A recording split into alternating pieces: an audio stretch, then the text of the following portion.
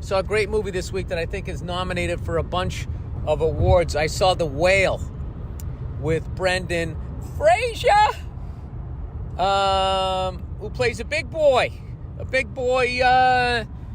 dealing with some family issues there, getting the stuffed crust pizza and whatnot, trying to reconnect, and everybody in the movie absolutely crushed it. Sadie Sink, Hong Chow, make sure I say all the names. I'm probably saying them wrong, but I thoroughly enjoyed that movie. So it's about a bigger fella, and he's got some problems. And there's no spoiler alert here. I'm not going to say anything else. I learned a long time ago how not to ruin a movie when I almost said The Hunger Games. That's not what it was. What was that movie about well, now I'm going to ruin it. Spoiler alert. I mean, the movie came out like 30 years ago. It was a chick. Crying Game. I'm with Mike Bertolina from ATC. The Crying Game. I remember that. I had no idea what that movie was about, and you couldn't know. Because if you knew, then when the old Meat Hammer came out, you wouldn't have been surprised. I can't imagine the meetings. Do we show it? Do we not show it in the fucking trailer, right? And you know that the guy directing it, or the lady, was like, listen, no cock in the trailer. And they're like, come on, that might be the selling point. They're like, what are you talking about? It's the fucking early 90s. No one's going to go see this. And I ended up seeing that movie. It was a fucking great movie. And what I loved about that was I had no idea what the fuck was going to happen. And that was right around the time when they started doing the movie trailers, where they would show you basically right through, halfway through the third act. And you knew the hero wasn't going to die. They only do that occasionally. I could name a few movies, but it would ruin. Okay, fast forward through the next. Here's when the hero dies. All right, I would say To Live and Die in L.A. Hero dies in that one. Another one coming at you, Leonardo DiCaprio in The Departed. Chop me up and feed me to the poor. And what other one? Was it Hannibal Lecter? No, he lived. Was he the hero? I don't remember. He was like one of those fucking guys that women who, like, their dads didn't stick around, they'd like send him like marriage proposals. Well, he ate that guard's face. Imagine what he'd do to my box, right? That logic. We're right now driving down the highway, and in front of us is a Ford Super Duty. I want to say an iconic silver. It might be a wrap. It's a Ford F50 or 550 dually. And then he has one of those American flags that you have to look up. It's gray and black, which matches his truck. So now it's like, all right, is he doing that because it matched the truck? Or is there some sort of ideology behind that flag? How do you guys feel about all these groups with their different American flags? Personally, it doesn't bother me.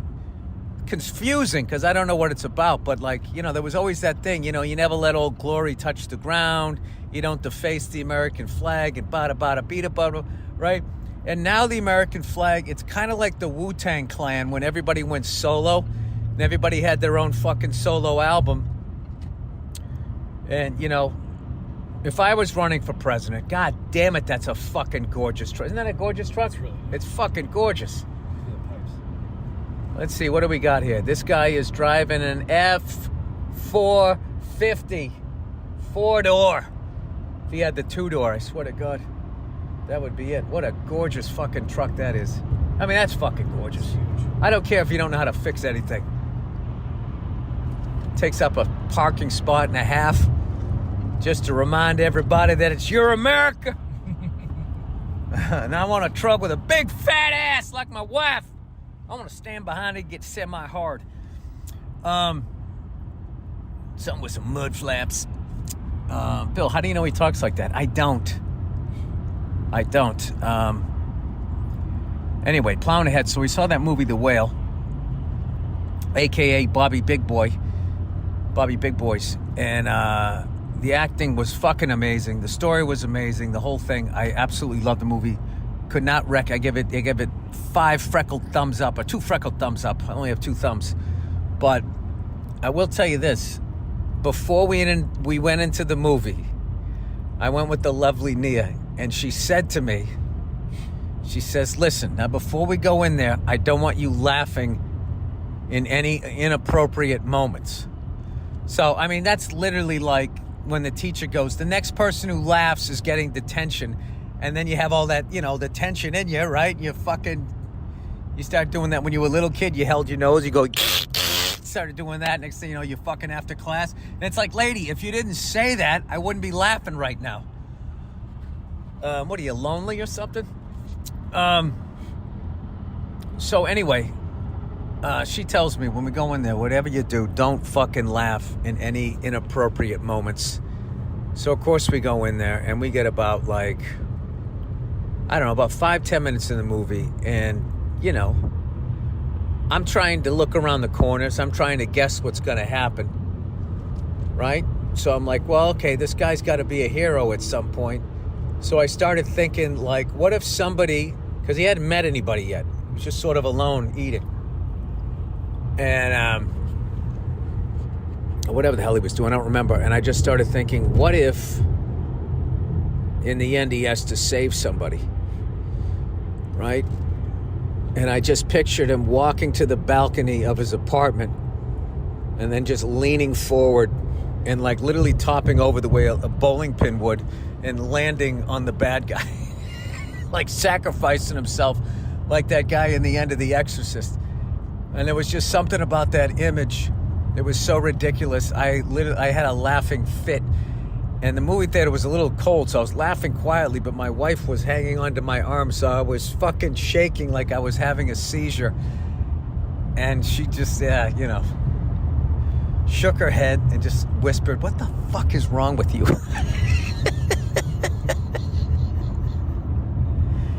And I was like, why can't I be me? Why aren't I allowed to enjoy the movie the way that I enjoy it?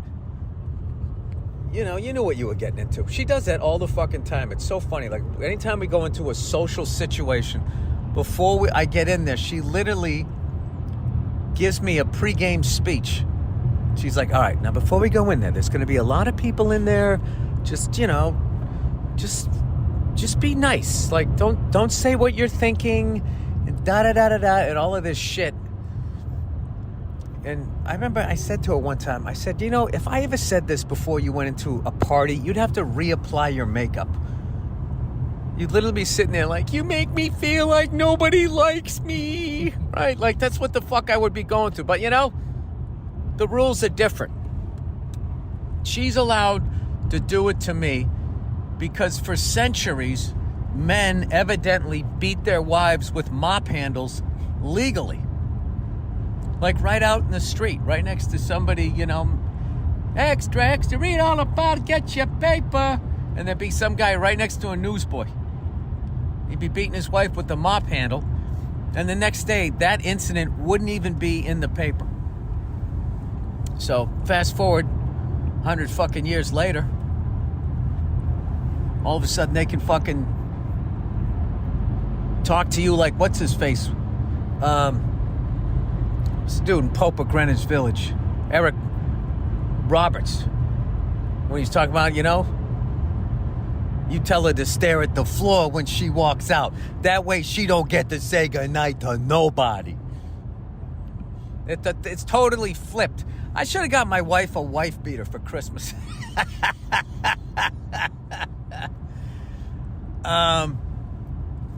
Anyway. It'd be amazing if all women knew martial arts. Can you imagine how much they would be beating the shit out of their husbands and then justifying it and then blaming you? That's it.